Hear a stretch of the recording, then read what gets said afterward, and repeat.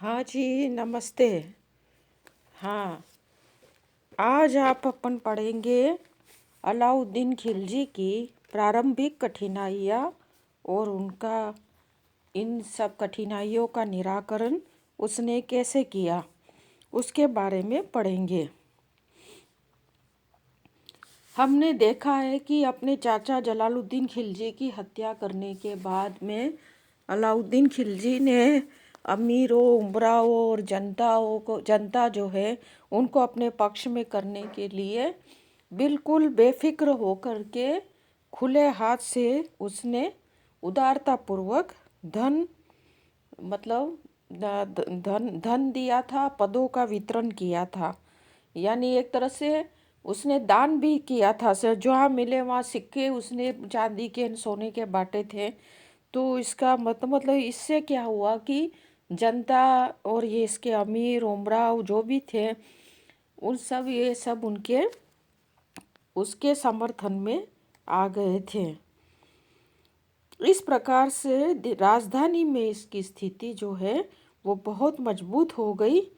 लेकिन अभी भी उसके पास उसके सामने ऐसी कई समस्याएं थी जो जिसका निराकरण करना उसको ज़रूरी था।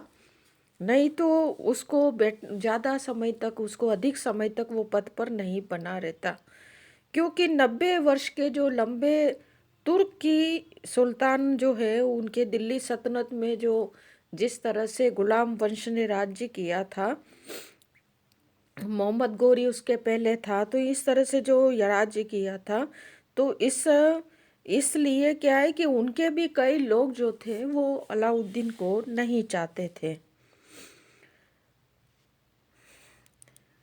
चारों दिशाओं में ऐसे विध्वंसकारी तत्व थे जो उसके अस्तित्व को चुनौती दे रहे थे। और पंजाब में जो है विद्रोह कर रहे थे कौन? खोखर जाति के लोग, जो मोहम्मद गौरी के समय में भी यही लोग विद्रोह किया था। और फिर सिंध में दमियक नामक स्थान पर उसको नमाज पढ़ रहा था तब मारा था, यही खोखर लोग थे। गुजरात भी एक स्वतंत्र राज्य था जहाँ पर वाघेला राजपूत जो है, जिसको बघेल कहते हैं, वो राजपूत राज्य कर रहे थे। राजपूत रियासत में भी कई ऐसे थे राज्य, कई रियासतें ऐसी थी, राजपूताने में भी कई रियासतें ऐसी थी जो अभी भी अपनी स्वतंत्रता का दावा कर रहे थे।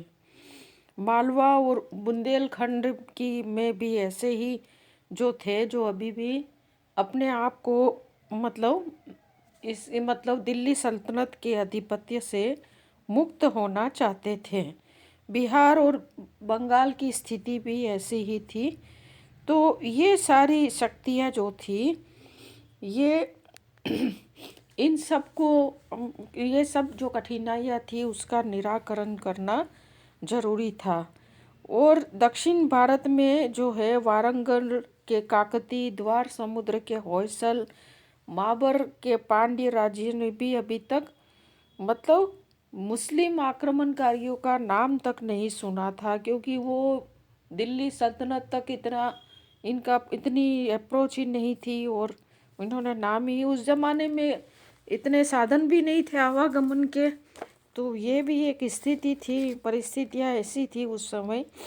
तो ये सब चीज़ें जो है अभी भी अलाउद्दीन को अलाउद्दीन के सामने समस्याएं खड़ी थी। अभी भी ये सारी समस्या अलाउद्दीन के सामने खड़ी थी जिसका उसको समाधान करना था। और अलाउद्दीन इन सब समस्याओं का समाधान करने में कामयाब भी रहा था। एक जो सबसे बड़ी बात मैं आपको बताना इसमें ज़रूरी समझ रही हूँ कि मुल्तान और सिंध में अरकली खां जो था वो अलाउद्दीन खिलजी का कट्टर शत्रु था। उसका दमन करना बहुत ज़रूरी था। तो वो भी मैं अब आगे आपको बताऊंगी। दूसरा जो है जलालुद्दीन खिलजी के पुत्रों का भय था, ये उसकी तत्कालीन समस्या थी।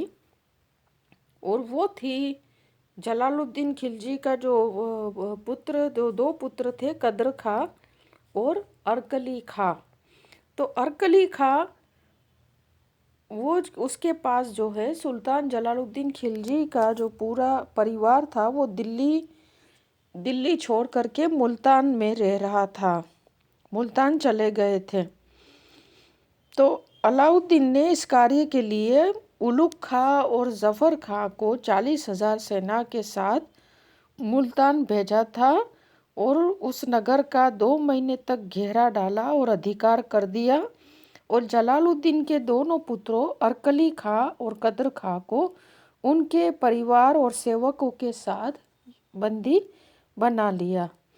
इसके बाद विजयी सेना नायक और बंदियों के साथ वापस राजधानी के लिए रवाना हो गए, परंतु मार्ग में ही सुल्तान के आदेश से अरकली खां, रुकनुद्दीन इब्राहिम, उलुग खां और अहमद जब जो है इनकी आंखें फोड़ डाली थी और इनकी स्त्रियों को बंदी बना दिया। कई गुलाम और को भी जब्त कर दिया अलाउद्दीन की सेना ने और संपत्ति भी जब्त कर ली।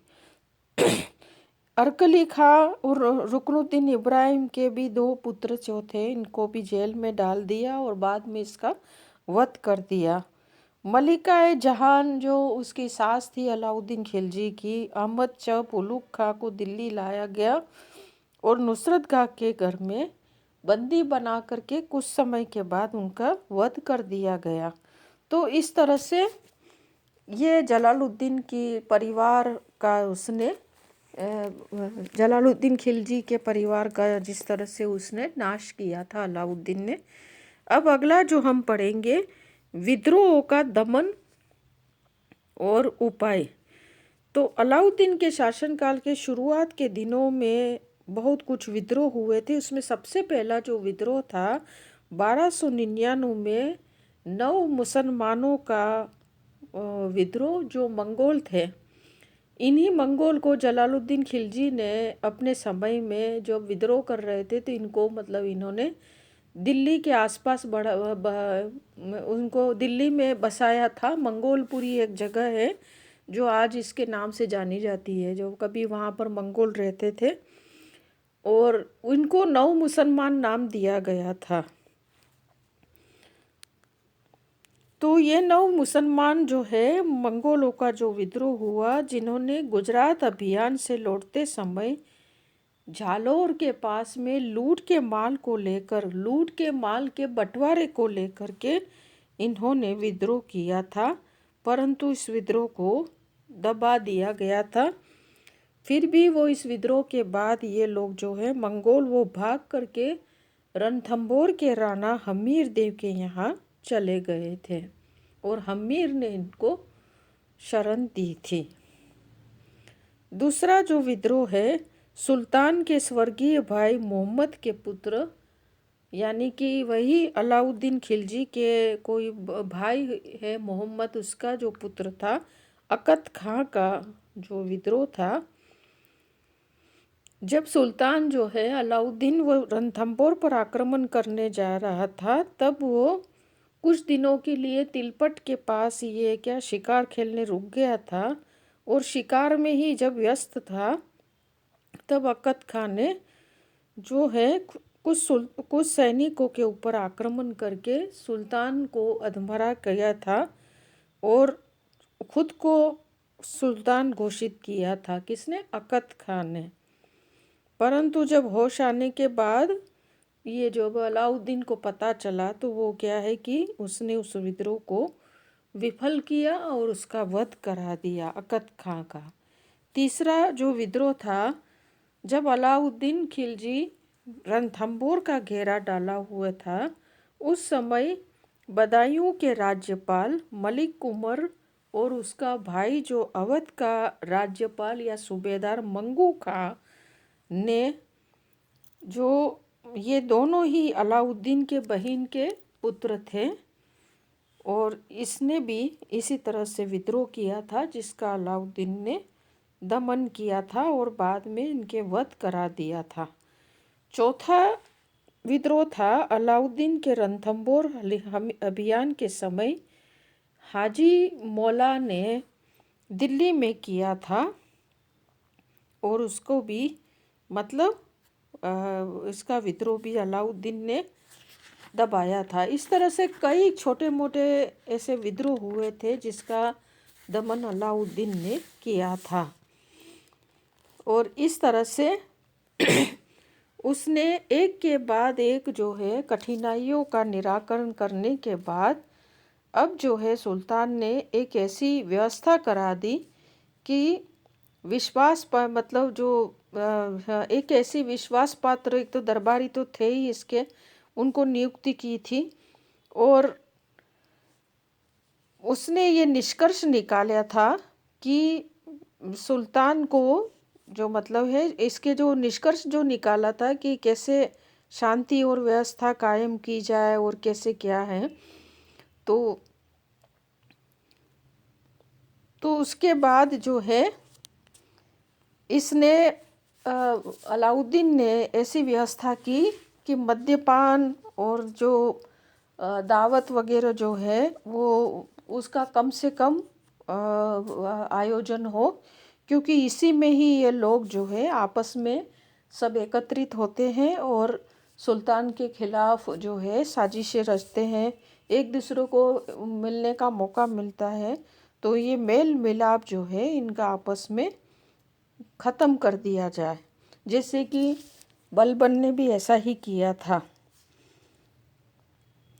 तो ये सारी जो है आपस में यानी कि मद्यपान का जो रिवाज था वो बंद कर दिया जाए, जाकि कि सब लोग इकट्ठे नहीं हो, सभाएं ऐसी नहीं हो जहाँ पर दावत भी खाए और मद्यपान करें। और अमीरों के भी जो आपसी जो विवाह होते, आपसी मेल मिलाप होते हैं, परस्पर विवाह संबंध होते हैं, तो उसमें भी वो सुल्तान के खिलाफ संगठित होते हैं और फिर ये करते थे। ऐसी चीज़ों पर उसने प्रतिबंध लगाया था। और उसने विद्रोह का कारण का कुछ पता लगाया और उसने बताया कि जब बहुत सारे लोगों के पास बहुत सारा धन होता है तो उस धन में क्या होता है कि धन जो है वो उनसे जब्त कर दिया जाए, ताकि धन नहीं रहेगा तो वो लोग जो है कमाने में व्यस्त, यानी संपत्ति जो है वो नहीं रहेगी तो कमाने में व्यस्त रहेंगे और सरकार के खिलाफ या राज्य या देश के खिलाफ जो है अलाउद्दीन के खिलाफ विद्रोह नहीं करेंगे। अलाउद्दीन ने इसके लिए जो है विद्रोह के कारणों का पता लगाने के लिए, मैंने ये सारी चीज़ें आपको कारण को पता लगाने के लिए जो जो चीज़ों को जब्त करना था वो तो किया। इसके अलावा इसने भी जो है आदेश निकाला था जिसमें मिल्क यानी सरकारी अनुदान, इनाम, वक्फ, धार्मिक अनुदान के रूप में दी गई जो भूमि है उसको जब्त करने का आदेश दिया था। और वो भूमि जो है वो सरकारी कर दी थी, खालसा कर दी गई थी बाद में। दूसरा जो है गुप्तचर विभाग का इसने गठन किया था और गुप्तचर विभाग का गठन करके अमीरों के घरों, दफ्तरों और नगरों में भी गुप्तचर नियुक्त किए थे सब जगह पर, ताकि नियमित रूप से वो सभी के ये जो अमीर है, उमराव है, जो राज्य कर्मचारी है, अधिकारी है, उनके काम क्रियाकलापों को बराबर निगरानी करते रहे, क्रियाकलापों पर निगरानी करते रहे और उसकी सूचना जो है सुल्तान को भेजते रहे। और इससे क्या हुआ कि जो दरबारी लोग थे, बड़े बड़े पदों पर कार्य करते थे, वो बड़े आतंकित हो गए और उनको हमेशा डर लग गया कि अब तो हमें मतलब ये सब चीज़ों को छोड़ना पड़ेगा जो सुल्तान के खिलाफ जाती हो। तो इस तरह से इससे क्या हुआ कि सब में भय व्याप्त हो गया, तो काम बहुत सुचारू रूप से करने लगे। आगे जो हम बताएंगे कि अलाउद्दीन ने राजधानी दिल्ली में शराब और अन्य मादक द्रव्यों का जो निर्माण है वो और उसका प्रयोग जो है वो बिल्कुल निषिद्ध कर दिया और अमीरों के परस्पर मिलने जुलने और विवाह संबंधों पर भी प्रतिबंध लगा दिया। इस तरह से इसने जो जहाँ कहीं भी लोगों का मेल मिलाप होता था ऐसे जो आयोजन थे इनको उसने बंद करवा दिए। आगे हम देखेंगे अलाउद्दीन खिलजी का राजत्व सिद्धांत। अलाउद्दीन खिलजी जी का राजत्व सिद्धांत में हम बताएंगे कि अलाउद्दीन का सिद्धांत जो था राजत्व बिल्कुल बलबन के राजत्व सिद्धांत की तरह ही था। वो ये कहता था कि सुल्तान की जो निरंकुश शक्तियाँ हैं वो शक्तियाँ होनी चाहिए। सुल्तान को केवल ईश्वर के प्रति ही उत्तरदायी होना चाहिए। इस पृथ्वी पर वो है ईश्वर का नायब है और वो नायब ही रहेगा, यानी रहेगा। वह सुल्तान को एक असीमित रूप से स्वेच्छाचारी शासक समझता था। वो उसका कहना था कि वो किसी कानून में बंधा हुआ नहीं होता है, राजा किसी कानून में बंधा हुआ नहीं होता है। अलाउद्दीन जो है धर्म का राजनीति से कोई संबंध नहीं होता है, वो धर्म को राजनीति से अलग मानता था। उसने उलेमाओं जो मुस्लिम जो धर्म संबंधित किताबें जो होती है उसके जो उसमें जो पारंगत होते हैं उनको कहते हैं उलेमा। तो उलेमाओं को भी राजनीतिक हस्तक्षेप की इजाज़त नहीं दी थी। इस प्रकार अलाउद्दीन खिलजी जो है दिल्ली का पहला सुल्तान था जिसने धर्म पर राज्य का नियंत्रण स्थापित किया था और राज्य में अपनी स्थिति को मजबूत करने के लिए उसने इल्तुतमिश की भांति खलीफा से मान्यता प्राप्त करने की कोशिश नहीं की थी। फिर भी वह पूर्ववर्ती यानी कि गुलाम वंश के सुल्तानों की भांति सदैव ही अपने आप को खलीफा का नायब मानता था और उसने यमीनुल खिलाफत नासिर अमीरुल मोमिनीन की उपाधि धारण की थी। ये है अलाउद्दीन की प्रारंभिक कठिनाइयाँ और उनका निराकरण। Thank you.